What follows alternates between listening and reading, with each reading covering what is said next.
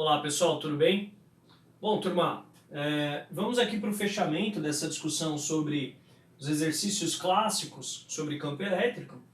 Eu falei de uma situação de um campo gerado por uma carga e a relação com a força. Na aula anterior nós discutimos em uma dimensão, ou seja, numa linha, né? E agora eu vou mostrar aqui a relação para duas dimensões. Bom, temos duas cargas, Q1 e Q2. Q1 sendo negativa e Q2 positiva, isso aqui é só um exemplo, tá? E eu marquei aqui, ó, que os módulos são idênticos, então o valor da carga 1 em módulo é igual a Q2, e elas estão dispostas de forma que o meu objeto de estudo, o lugar que eu quero descobrir o campo elétrico, é o ponto P, que está no vértice de um triângulo equilátero.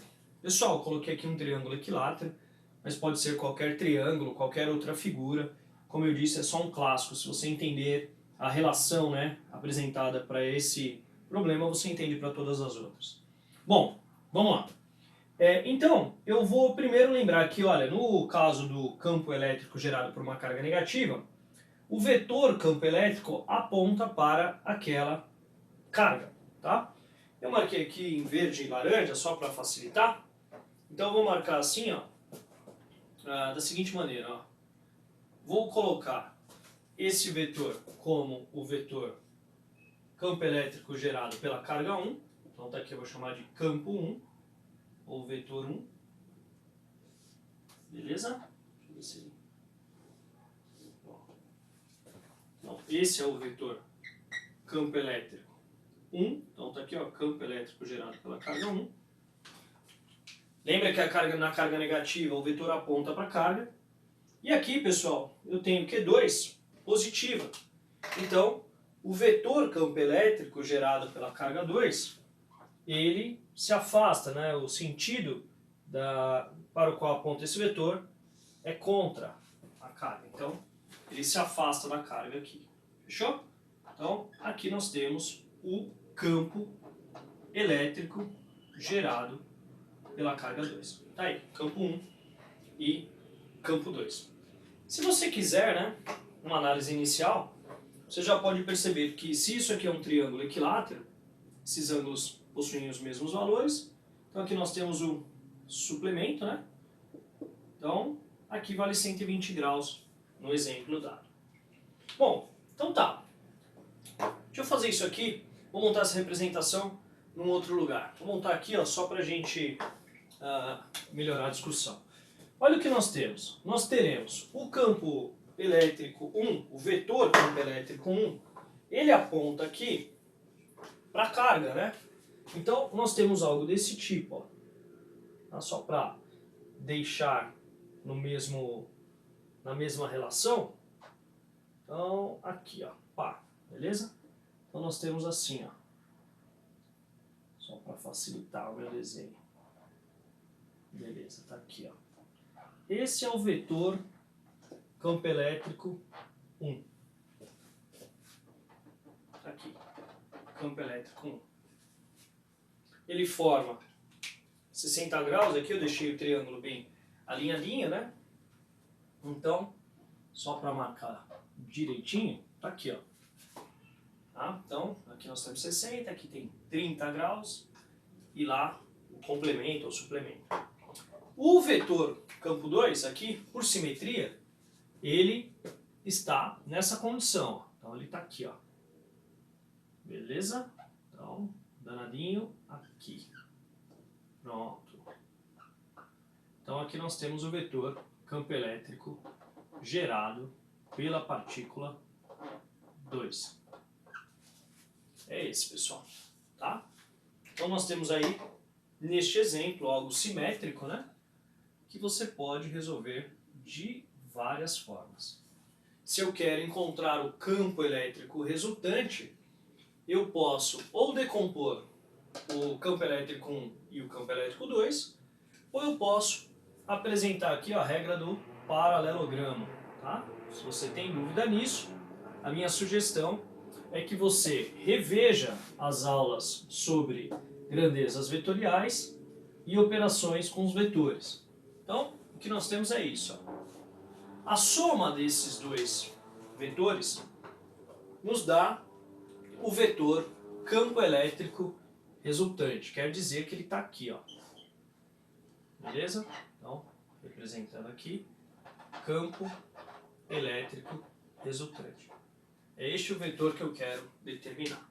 Bom, vamos lá? Então tá. Então, só para marcar, dá uma olhada aqui, ó, se eu faço pela regra do paralelogramo ou se eu faço a decomposição do vetor 1 e do vetor 2. Tá? Se você fizer a decomposição, só para ficar bem marcadinho aqui, você ter como resolver as questões de mais de uma maneira, você pode pensar assim, ó. Então, se você decompõe esses vetores, ó, o vetorzinho verde aqui no eixo X, ele está até aqui, ó, tá? Beleza?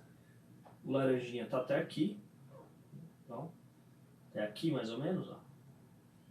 Foi? De forma que esse vetor campo elétrico número 1, a componente dele, o componente dele no eixo X, está aqui, ó. Então, puxo aqui, ó. Pronto. Esse componente aqui, ó, é o vetor campo elétrico 1 no eixo X. Ele tem essa parcela aqui no eixo Y. Então nós temos campo elétrico 1 no eixo Y. Tá aqui, ó. Campo elétrico 1 no eixo Y. De forma que a soma desses dois vetores, ó, a soma vetorial, te dá o vetor campo elétrico 1. Tá bem?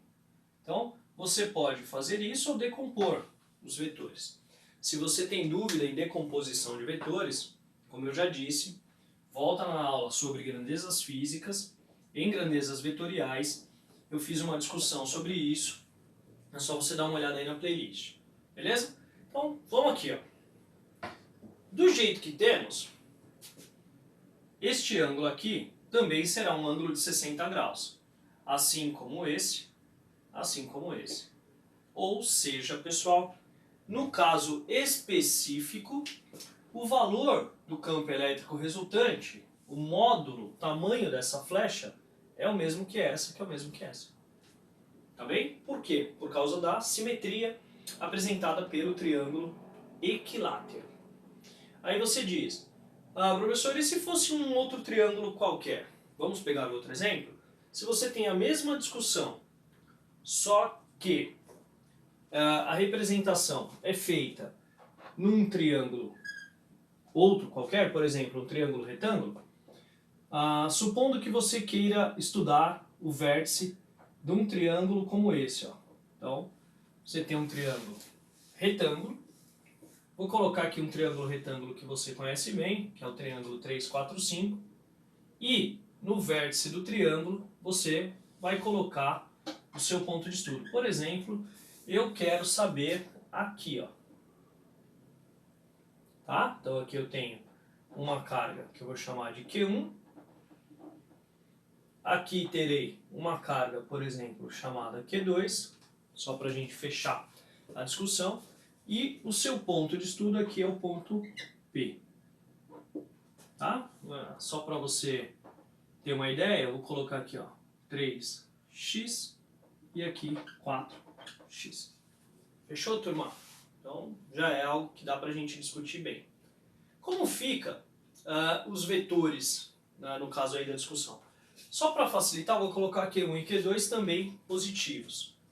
Bom, se os dois são positivos, e para facilitar, gente, a discussão, eu quero que você entenda a resolução vetorial, supondo também que os módulos aqui possuam os mesmos valores, vou chamar só de Q, eu posso falar que o campo elétrico aqui no ponto P gerado por 1, então, vou colocar a figura do ponto P para cá, ó.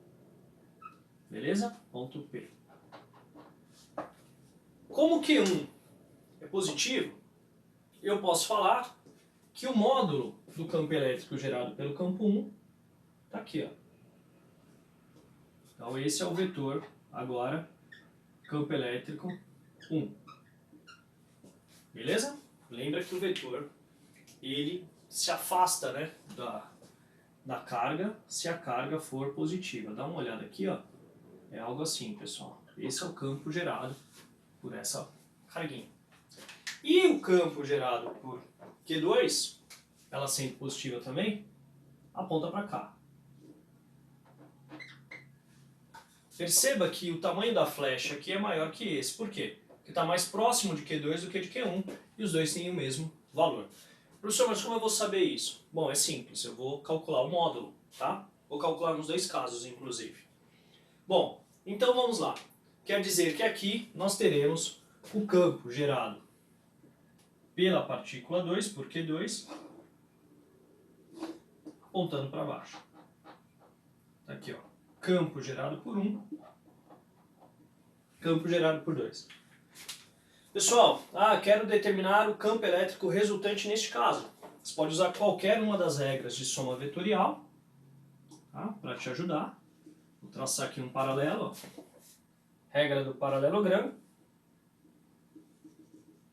Fechou?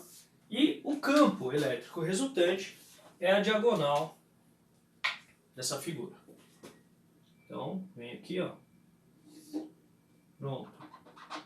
Esse é o campo elétrico resultante neste caso. Tá bom? Quer dizer que aqui, no ponto P, se você traçar a regra do paralelogramo, você vai ter o resultado desse campo aqui, ó. Beleza? Isso aqui é complicado, que se der uma erradinha, fica borrado, né? Mas vamos lá, deixa eu melhorar. Então tá aqui, ó. Pronto. Esse é o campo elétrico resultante. Então tá aí. Apresentei nos dois casos o campo elétrico resultante. Qual é o valor numérico? Nesse caso aqui, ó, caso 1, como nós já vimos, o tamanho da flecha é o mesmo, né? Então só basta calcular o campo elétrico gerado por 1. Então fica a dica para você, ó. Se eles têm os mesmos módulos e o ângulo entre eles é de 120 graus, se você pegar lá a lei dos cossenos, né, aqui vai dar um vetor com o mesmo módulo. Então, se eu calculo o módulo do campo 1, neste exemplo, vou repetir, neste exemplo, então o módulo do campo 1 será igual ao módulo do campo 2, que será o módulo do campo elétrico resultante. Bom, só para facilitar, então fica assim, ó. Neste caso aqui fica K, Q1 sobre x quadrado. Por que x? Porque nesse exemplo aqui, x é a distância considerada, tá? Vamos para esse, ó. Eu vou calcular primeiro, então, Q1, módulo de Q1. Ó, módulo de Q1 será K, Q1 sobre distância 1 ao quadrado. Então fica 4x elevado ao quadrado. Então, aqui nós temos o módulo do campo 1 dado por K, Q sobre 16x quadrado. Beleza, turma? Calculei aí o módulo do campo 1. Deixa eu apagar isso aqui. Pronto. Vamos calcular o módulo do campo 2. O módulo do campo 2